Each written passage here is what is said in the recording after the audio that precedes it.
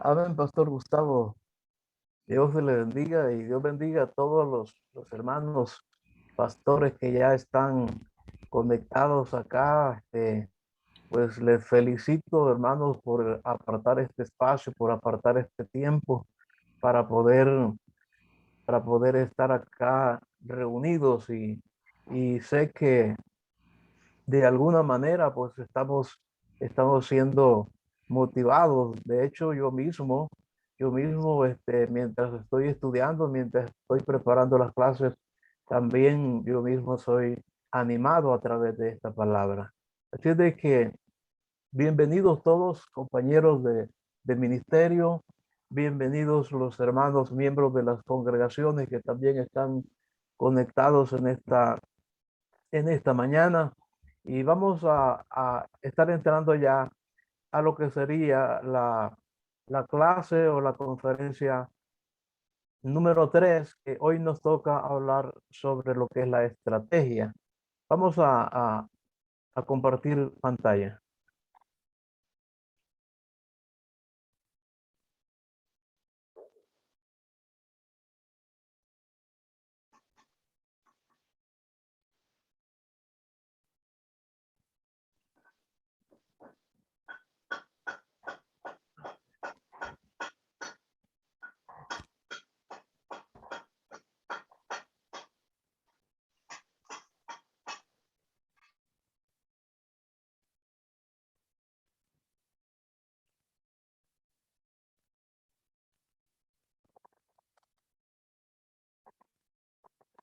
Muy bien,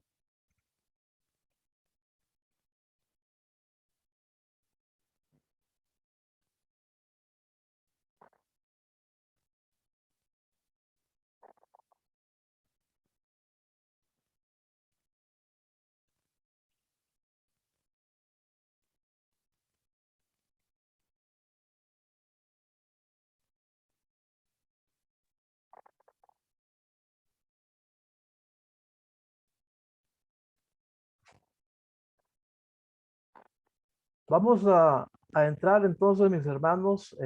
Como dijimos ya, el tema que corresponde estudiar en esta mañana es sobre la estrategia, y, y vamos a hacer de manera breve, solamente para mencionar. Hemos estado estudiando ya los temas. El tema primero fue sobre la concientización. Luego el siguiente tema hablaba sobre la visión. Y hoy vamos a estar hablando sobre lo que es la estrategia. Así de que vamos a estar usando ahí alguna parte de la palabra del Señor, que sería San Mateo capítulo 9 versículos 35 al 38, y parte del capítulo 10 de este mismo libro. Ahí tenemos la base, y es ahí este, donde tenemos todo parte donde vamos a basar nuestra clase en esta oportunidad. Así de que, como decíamos ya, entonces, ya estudiamos dos temas: lo que es la concientización, lo que es la visión, y hoy nos toca hablar sobre la estrategia. De hecho, hay un desafío, mis hermanos, acerca de de la diversidad de grupos étnicos no alcanzados. En los 5 continentes tenemos grupos que todavía están esperando a que lleguen los misioneros o a que se levante una congregación, una iglesia.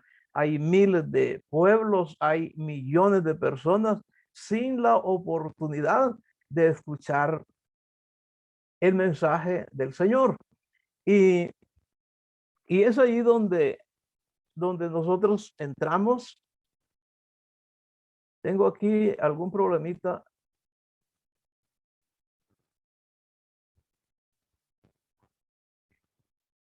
Primeramente quiero que hagamos una síntesis de, de algunos elementos que quiero compartirles en esta mañana, y es acerca de algunas verdades muy importantes que necesitamos nosotros, que necesitamos conocer, entender. Y es acerca de, lo primero que vamos a estar viendo hoy es acerca de una gran salvación. De hecho, nosotros sabemos que es grande por el precio que se pagó, por todo lo que se hizo y por el alcance. De hecho, la salvación es de alcance universal, es para todas las personas sin distinción de color o raza. Y eso es lo primero que debemos de considerar en este síntesis, una gran salvación, pero también hay una gran necesidad y como ya hemos dicho, hay cientos de personas y hay muchos grupos que hasta este momento todavía esperan que nosotros podamos llegar con el mensaje de Dios, con la palabra del Señor.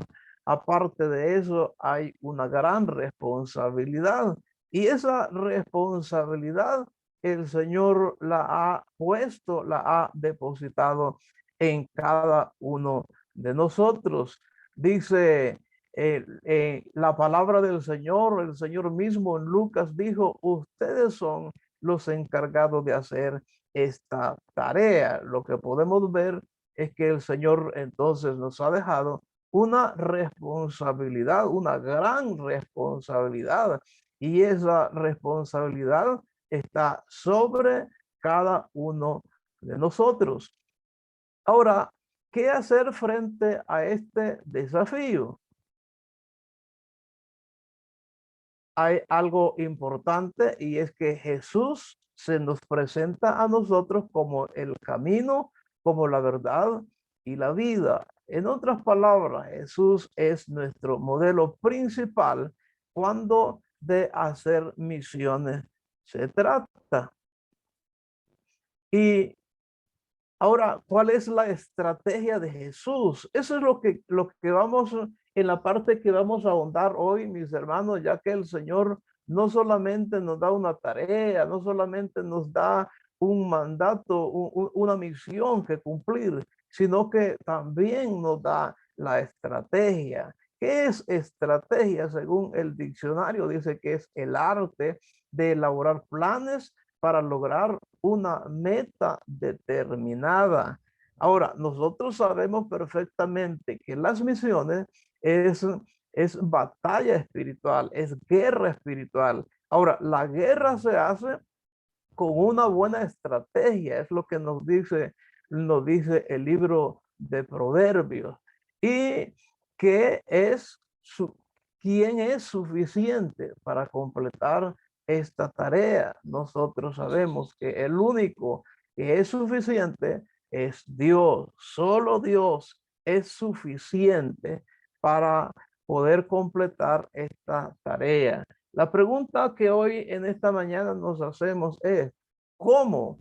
¿Cómo es posible? ¿Cómo podemos alcanzar lo que el Señor ha querido? En realidad, el Señor nos ha provisto o se ha provisto de dos cuerpos. El primero es el cuerpo del Señor Jesús. Nosotros sabemos que Él vino a esta tierra y tomó forma humana, vivió entre los hombres y de esa manera Él nos enseñó, nos predicó, capacitó a sus 12 discípulos, murió en la cruz y luego nos dice la Biblia que fue sepultado y al tercer día resucitó, ascendió al cielo y envió luego al Espíritu Santo para que se encargara de la formación y el equipamiento de otro cuerpo. Esta es la iglesia, se conoce como el cuerpo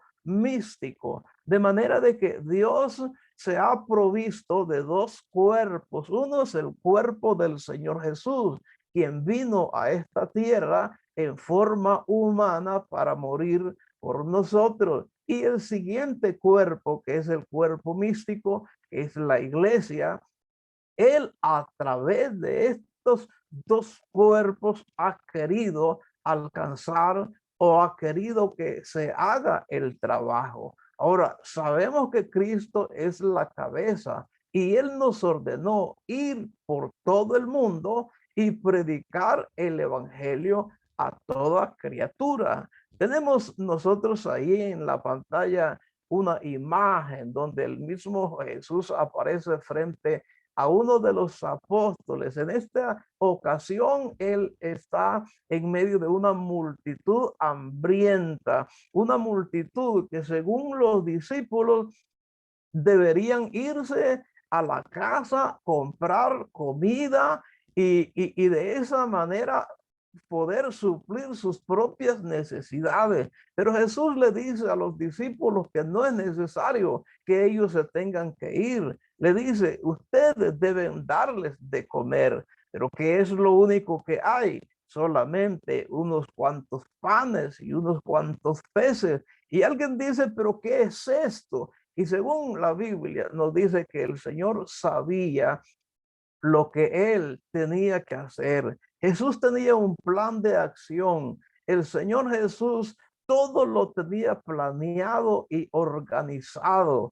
Ahora vemos a Jesús entonces observando ya no solamente las multitudes de aquel momento que ascendía a unos 5,000 adultos y niños y mujeres. Entonces, pero Jesús tiene un plan de acción. Él sabe cómo llevar el evangelio a todo el mundo, aun cuando nosotros sabemos, mis hermanos, que Jesús no disponía de los recursos que ahora nosotros tenemos. Sabemos que ha habido un avance en todas las áreas y en todos los sentidos, y Jesús no poseía, no disponía de tantos recursos que ahora nosotros tenemos. Nosotros tenemos tratados evangelísticos, nosotros tenemos página web, tenemos internet, tenemos cámaras, tenemos aparatos para grabar, tenemos micrófonos, tenemos una serie de recursos que prácticamente Jesús no los tenía. Mas, sin embargo, aun cuando Jesús no dispone de todos estos recursos, Él tiene un plan. Jesús conocía un plan sencillo para la evangelización del mundo. Y lo tenemos ahí en el libro de San Mateo, en el capítulo 9, y también en el capítulo 10, la parte que les mencioné al principio. Ahí hay un plan que es muy sencillo para la evangelización del mundo. Y como decíamos ya, Jesús no contaba con todos los recursos que hoy nosotros tenemos. Gracias a Dios, porque a través de esta plataforma estamos llegando a tantos países. Ahora, Jesús no conocía, o más bien no poseía estas plataformas, mas sin embargo, Él tiene un plan. Dentro de ese plan hay por lo menos unos 3 pasos que el Señor nos ha enseñado y nosotros debemos seguirlos porque ese es el plan para la evangelización del mundo. El paso número 1 es orar. Jesús dijo, rogad pues al Señor de la mies que envíe obreros a su mies. Ahora, Jesús entonces considera que el paso número 1 es orar, es pedirle al Señor. Hermano, ahora, ¿quién dice estas palabras? Ya las leímos, donde Él dice que debemos de rogar, que debemos orar. Ahora, ¿quién dice estas palabras? Las dice Jesús, las dice el jefe, las dice la cabeza de la iglesia. Ahora, Él es quien está dando la orden. Dice, hermano, ¿a quién lo dice? A sus discípulos. En ese momento estaban en formación. A ellos les dice que deben de orar. A ellos les dice que deben de rogar. Ahora, ¿qué les manda a hacer? Rogar, es lo que él le dice. Rogar es más que pedir. Rogar es suplicar. Rogar es perseverar en la oración. Y eso lo considera el Señor de suma importancia. Ahora, el, el amor, el amor se demuestra obedeciendo los mandatos de Jesús. En cierta oportunidad Jesús dice: ¿por qué me llaman Señor, Señor y no hacen lo que yo les mando? Jesús es nuestro jefe. Jesús es como el oficial principal. Él dijo: enseñen, que guarden todas las cosas que les he mandado. Es la indicación que el Señor nos da cuando está dando el mandato de la gran comisión. Como ya hemos dicho, esto de las misiones es batalla espiritual, es guerra. Y en una guerra nadie desobedece las órdenes del jefe supremo. Nosotros, mis hermanos, somos como un soldado, vamos a decir, como un soldado raso. Y nuestro jefe es Jesús. Y es Él quien está dando la orden. Es Él quien está diciendo que debemos ir y predicar el evangelio. Ahora, el enemigo sabe que la oración es un recurso potentísimo para la iglesia, para el pueblo de Dios.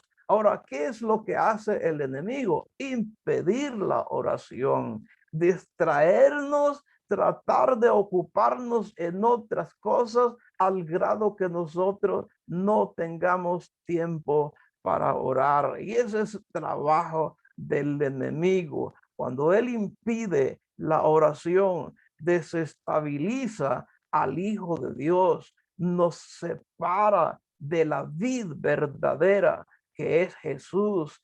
El, uh, incluso surge lo que nosotros conocemos como el yo. El yo ocupa el centro. Los objetivos de Jesús se debilitan en nuestra vida. La oración se toma de forma egocéntrica. Y no sé si todos nosotros los pastores hemos tenido la experiencia de estar en una congregación y escuchar la oración de la gente. Y por lo general, la oración de nosotros mismos, incluyéndonos a nosotros, siempre está girando en derredor de nosotros mismos. Nuestras oraciones siempre son en favor nuestro, en favor de nuestra familia, a que queremos esto, que queremos lo otro. Hermano, eso es una oración egoísta. Muy pocas veces dedicamos tiempo para orar, para que el Señor envíe nuevos obreros, para que el Señor provea finanzas para las misiones. Muy poco nos dedicamos a orar para que surjan nuevos candidatos a las misiones. Por lo general, estamos pidiendo siempre para nosotros. Y eso es lo que nos dice Santiago. Jesús prácticamente, él es el ejemplo para nosotros en cuanto a oración, ya que el Señor nunca nos va a pedir a nosotros algo que Él no esté dispuesto a hacer. Y cuando los discípulos se les llegaba la noche en algún lugar y tenían que dormir, de repente se daban cuenta que el Señor no estaba. Los discípulos sabían dónde hallarlo. Ellos sabían qué estaba haciendo el Señor, porque siempre el Señor acostumbraba a apartarse para luego orar a su Padre. Y aquí vemos a Jesús.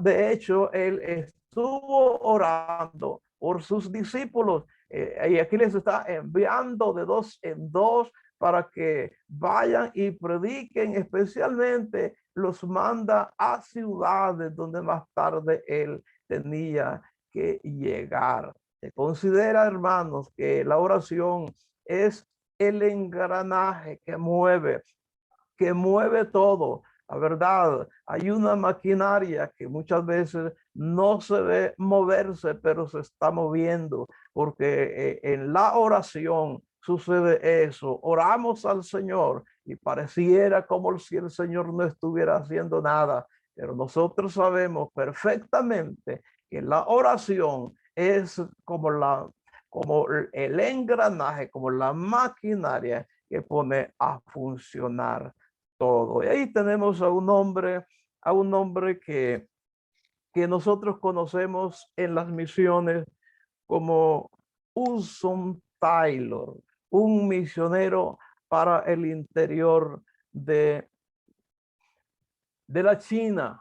Y él estuvo haciendo su trabajo en China, como nosotros sabemos, pero se dice que mientras él trabajaba, él se le ocurre presentar un desafío a sus colaboradores y le dice, ¿tienen la fe para pedir 18 jóvenes que salgan al campo? De hecho, él era un pionero en China y habían muchos campos en China donde se hacía necesaria la presencia de otros misioneros.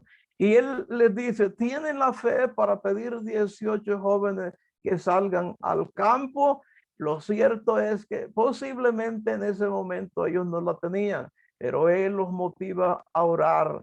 Y según la historia, Dios proveyó esos 18 obreros. Luego le dice, ¿tienen fe para pedir por 70 nuevos obreros en los próximos 3 años? Eso era un desafío de fe para sus, para sus discípulos, para la gente que estaba dentro de su equipo. Luego él le dice, ¿tienen ustedes la fe para que oremos por 100 obreros para el año 1887? Mis hermanos, y estuvieron orando porque Dios proveyera esos obreros. Ahora, aquí es donde nos encontramos con este gran desafío de fe. Dios levantará 100 obreros, era la pregunta. Dios suplirá $50,000 extras. Dios enviará dinero para más gastos.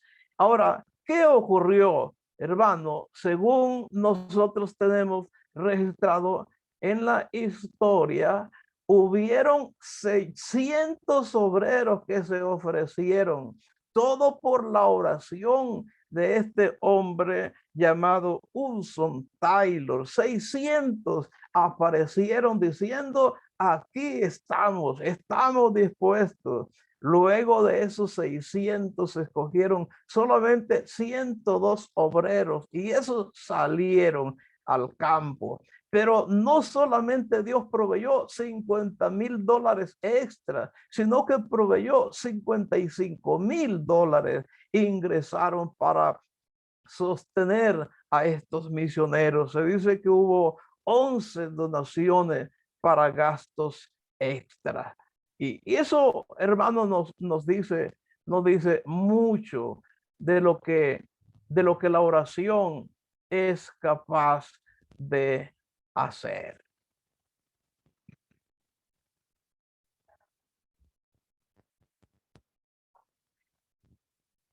Ahora,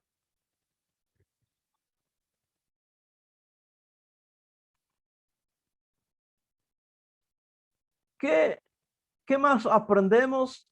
Lo que vemos es que es nuestro Dios el mismo de Hudson Taylor. Nosotros sabemos, mis hermanos, que sí es el mismo. ¿Qué es lo que tenemos que hacer entonces? Debemos de orar por nuevos obreros. Debemos orar por los recursos financieros, las finanzas. Debemos de orar por todos los grupos étnicos que no han sido alcanzados.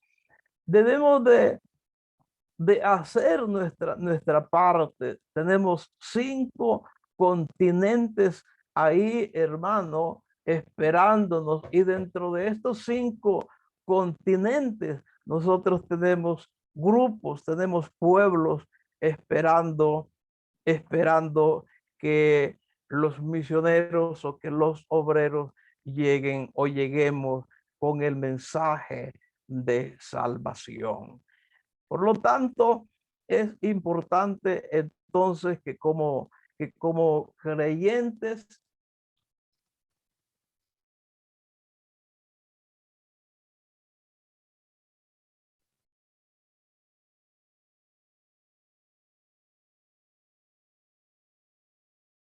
Se le desactivó el micrófono, Pastor Nicolás. sí, sí, pastor, vamos a volver a la diapositiva donde estábamos. Ahí, adelante.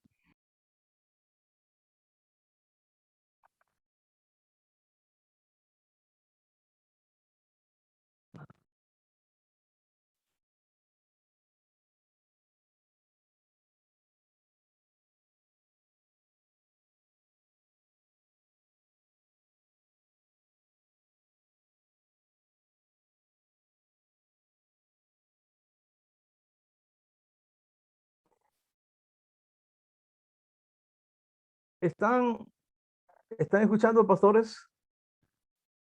Sí, Pastor, se escucha muy bien.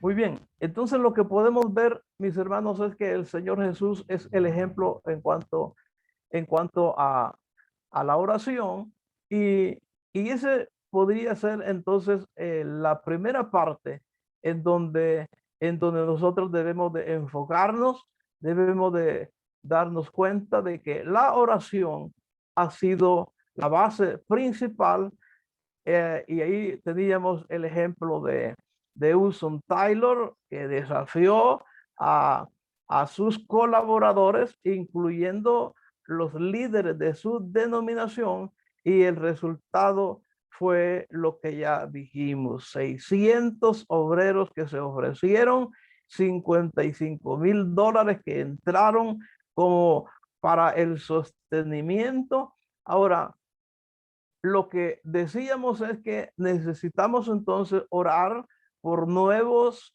obreros, misioneros, necesitamos orar por las finanzas y necesitamos orar por todos los continentes. La frase clave aquí es rogado, rogado. Ahora, se dice que compasión más oración es igual a acción. Jesús era una persona muy compasiva y nos dice la escritura que él tuvo compasión de las multitudes y los veía como ovejas que no tienen pastor. Sabemos que una oveja sin pastor prácticamente es presa del enemigo y en esas condiciones es como se encuentran los grupos que no han escuchado. En esa condición se encuentran las personas que no han podido escuchar el mensaje del Señor. El paso número 2 es ir. Les dio poder y autoridad sobre todos los demonios. Les dice: id a las ovejas perdidas de la casa de Israel. Les dice: digan así: el reino de Dios se ha acercado. Arrepentíos y creed en el evangelio. Y nos dice la escritura que pasaban por todas las aldeas enseñando. En el libro de Juan aparece 40 veces, se repite la frase sobre el envío de Jesús realizado por su Padre. Esta expresión se repite, mis hermanos, con el fin de hacer énfasis sobre lo que es el ser enviado. Como tú me enviaste, dice, yo los he enviado. Como me envió el Padre, yo los envío. Y frases similares se repiten. Todo discípulo es potencialmente un enviado. ¿A dónde los envió Jesús? De hecho, sabemos que Jesús llamó a sus 12 y los envió. Ahora, la pregunta es: ¿a dónde los envió? El Señor tiene una misión para cada uno de nosotros. Hay áreas donde Dios quiere enviarnos, mis hermanos. Y el área número 1 está relacionada con nuestra familia, está relacionada con nuestro barrio o nuestra ciudad. Ahí tenemos al Gadareno siendo liberado, siendo transformado por el Señor Jesús. Y dice la Escritura que él, después de que fue libre de los demonios que lo atormentaban, se ofreció uh, como obrero para el Señor. Le dice al Señor, yo quiero ir contigo, pero el Señor le dice, no, yo tengo algo diferente para ti. Le dice, debes ir a tu familia, debes ir a tu casa y cuéntale cuán grandes cosas el Señor ha hecho contigo. Y nos dice la escritura que este hombre se fue y fue contando lo que el Señor había hecho. Y según uno de los evangelios, dice que fue por toda Decápolis, testificando lo que el Señor había hecho. Sabemos que Decápolis era una comarca de 10 ciudades, 10 pueblos, lo que significa que este hombre no solo predicó en su casa, no solo predicó a su familia, sino que incluso predicó a otros grupos, a otras ciudades. Pero mis hermanos, comenzamos entonces diciendo que el área número 1 donde podemos empezar a hacer nuestro trabajo es en nuestra casa, en nuestro barrio, en nuestro edificio, en la fábrica donde trabajamos, en la escuela donde estudiamos, en la oficina. Esos son lugares donde podemos ser testigos del Señor. Área número 2, pueblos y ciudades. A, a los 12 y a los 70, el Señor los envía de dos en dos, los envía por los pueblos y por las ciudades. Ahí tenemos a Felipe. Felipe ni siquiera era un apóstol, no, no era un pastor. Felipe era un diácono de la iglesia, pero era un hombre de fe, era un hombre lleno del Espíritu Santo.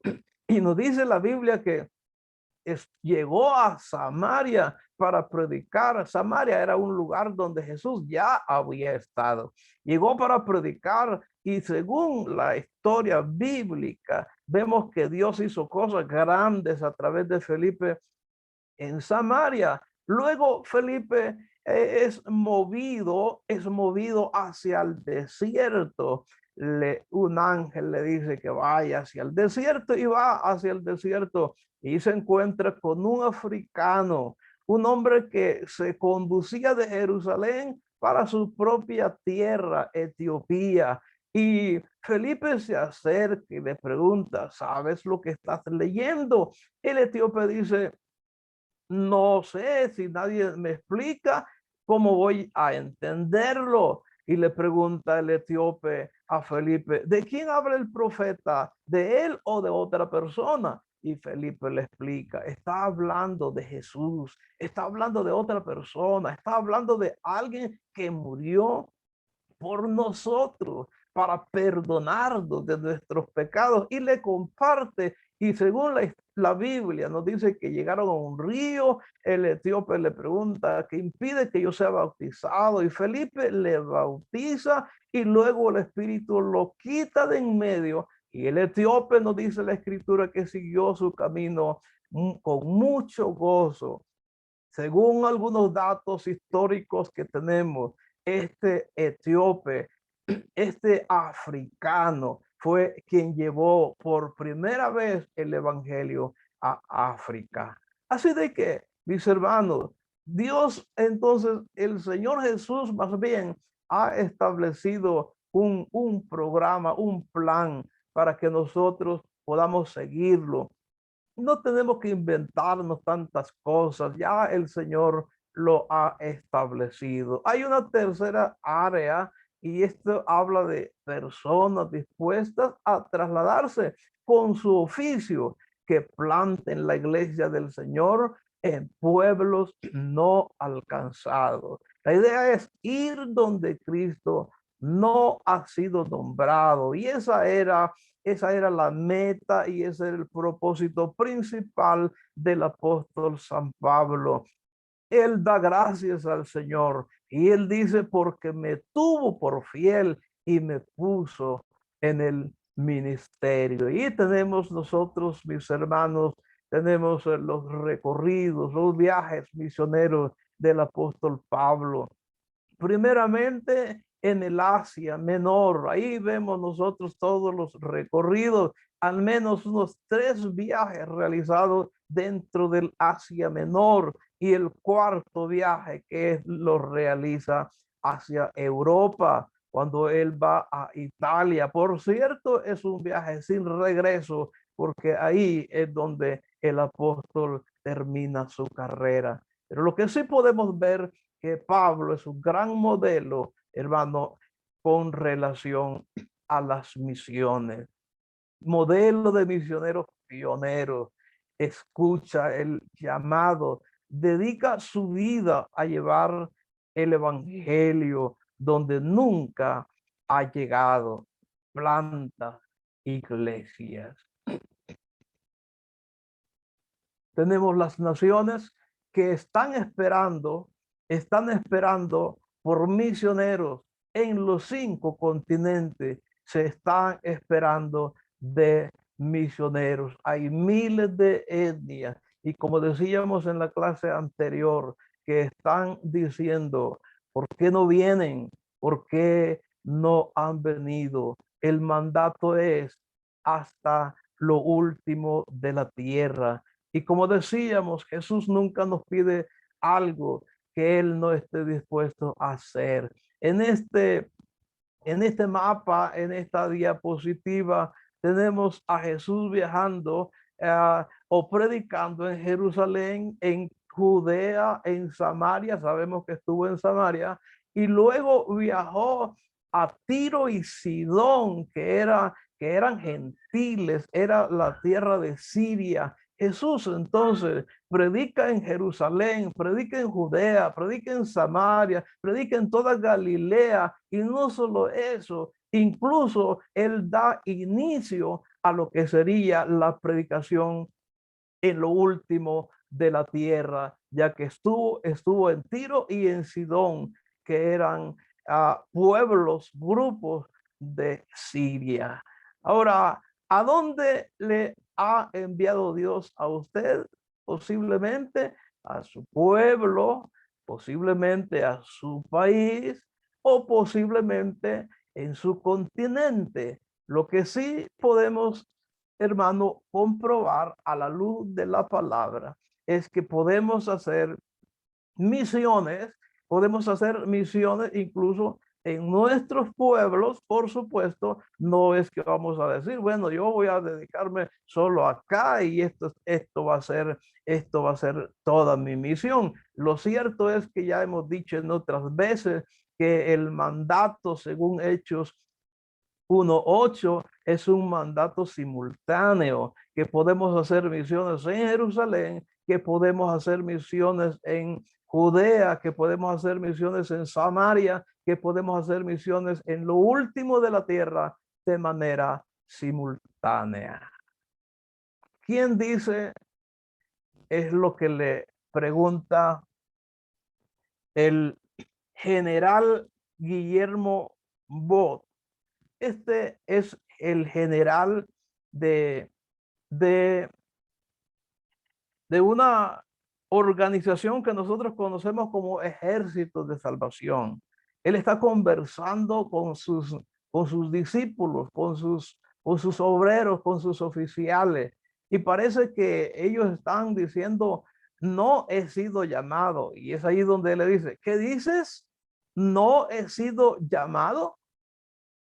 No he oído el llamado, es lo que debieras decir, porque hay gente que está diciendo, es que yo no he sido llamado. Lo cierto es que sí, lo que sucede es que no ha oído, no ha escuchado. Y por eso este oficial o este general conocido como Guillermo Bot le dice a sus miembros del Ejército de Salvación: ¿qué dices? No he sido llamado, no he oído el llamado, es lo que deberías decir. Él te ha estado llamando desde el momento que perdonó tus pecados, le dice. Si es que has sido perdonado, suplicando y rogándote que sea su embajador. Pon tu oído sobre la Biblia y escúchala.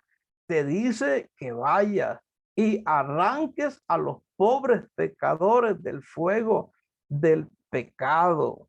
Pon tu oído sobre el ardiente agonizante corazón de la humanidad y escucha su suplicante lamento pidiendo ayuda. Ve y ponte junto a las puertas del infierno y escucha a los condenados implorándote que vayas a la casa de su padre para que sus familiares no vengan allá. Y entonces mira cara a cara a Cristo, cuya gracia tú dices poseer y cuyas palabras has prometido obedecer. Y dile si has de publicar su misericordia al mundo. No debes estarte quieto, levántate, es lo que le dice este hombre. Sacúdete, haz algo, hazlo enseguida. No te detengas más, lee, da, ora, habla, canta, haz lo que puedas para que los que se pierden sepan la verdad sobre ellos mismos, sobre Cristo, sobre el infierno, sobre el cielo y sobre el infierno. Hermano, esta es una gran reflexión y si lo haces, Dios te ayudará o Dios nos bendecirá. ¿Cuántos jóvenes y señoritas que están sirviendo a Dios en su ciudad e iglesia responderán al llamado del Señor y se prepararán para ir a lugares lejanos donde la necesidad es más apremiante? Quiera Dios que muchos que escuchan estas palabras ofrezcan al Señor sus vidas en este día. Dios les bendiga, hermano. Pastor Gustavo.